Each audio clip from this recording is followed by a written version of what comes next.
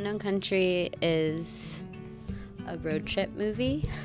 It looks into the lives of a lot of people in places that are often overlooked and in parts of the country that are often overlooked. But it's ultimately a story about a young woman on a road trip and what that means and the people that she meets along the way.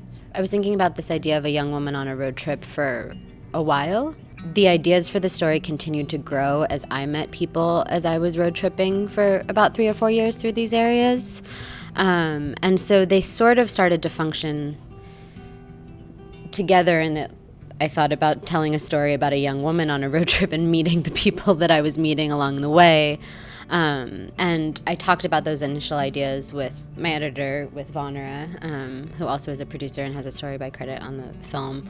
She encouraged me to get some audio interviews with the people that I was bonding with and that I was starting to feel very close to sort of get these initial ideas of how their stories could be a part of the film. And it was her idea to make these small doc vignettes as a tool for the film to be able to include them in the story. Yeah, initially I think we wanted to record, I wanted Morrisa to record the interviews because we wanted to still have that naturalistic feel. So I was like, oh, maybe you interview these people and we'll use their stories for the woman who was traveling to just as story points that we could draw out of the characters so that like who became Tana could ask those questions. But then Morrisa had already done these beautiful sort of imagery vignettes of the characters.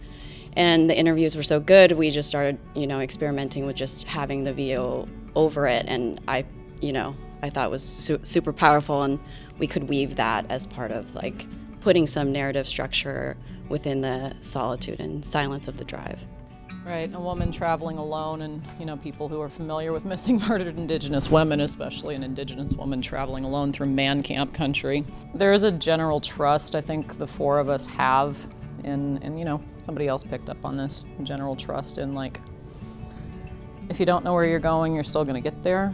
And there definitely are the moments in the film where you think maybe there's some naivety there, going out and barking out on your own, but also such an assurance because the destination was to, even if Tana wasn't particularly like objective driven through it, just knowing that being home alone, she felt more alone being in the wake of losing her grandmother than being in that car driving towards something, driving toward family to connect to. Yeah, it's something we all need to consider as women when we venture out in the world by ourselves. I mean, Morrisa and I both talked about how we don't really have a problem doing that.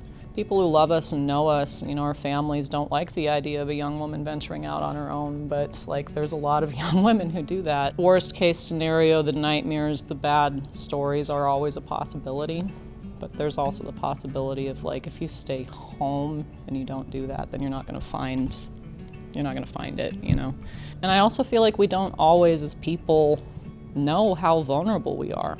It's one of the faults of being a human being is, we don't know how to be. It's like the world around us, all of the, animals know where they're going, they know what to do, they're born knowing. Humans don't. We find it in each other. So I think Tana, the moments, I think that's one reason the terror in those moments of like, you really realize how alone you are and how vulnerable you are. And if we walked through the day feeling that, we wouldn't do anything, we wouldn't go anywhere. And like along the way, just reconnecting with family and then finding echoes of self in others around you who you've never met, who you're bumping into for a short period of time.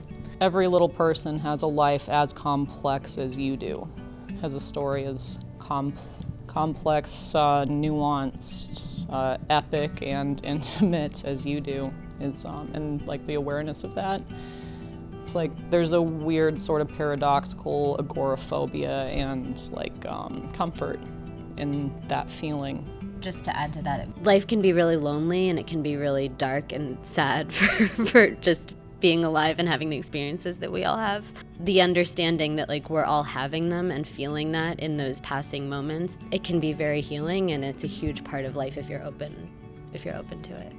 The only part I had to act is when, because, you know, she's not really my cousin. So I had to act like she was a cousin that I haven't seen in a long time. But, I mean, it was a pretty good experience, and I enjoyed it. It's easy for non-actors to look at something if that's naturalist and think that you're not doing anything. But there were moments in the story that we had to go back and pick up later because the initial meeting of Tana into the family felt too familial. Like Lainey and I understood each other too quickly. We felt familial too quickly. Jazzy was like, you know, we didn't have that, we didn't have it in the footage, that ice melting feel that you get in the first scene in the living room. So we had to go back several months after the wedding when a snowstorm hit Spearfish in May and pick that up. And I mean, that's like, it's interesting how, you know, actors are very intuitive people. Like the formula of any scene you're in is you accept the given circumstances, you understand what some of the objectives are, you understand what some of the obstacles are. So when we didn't get it, just letting the camera be on us, figuring each other out the first time, you know, when we didn't have that feel of not knowing each other clearly enough, we had to go back and fake it later. It took a little bit to settle into that, but once the camera was rolling, we had the given circumstances of, like, I mean, it was just the hat trick that every actor does. You know everything about the world you're in that moment, and then you have to forget it, so it all looks like fresh discovery. That one was cool. It's like everybody kind of became actors in that process, and it's like now, I mean, Jazzy's continuing with it and is proving to be a really awesome little storyteller actress. She got bit by the bug doing it. Lainey too.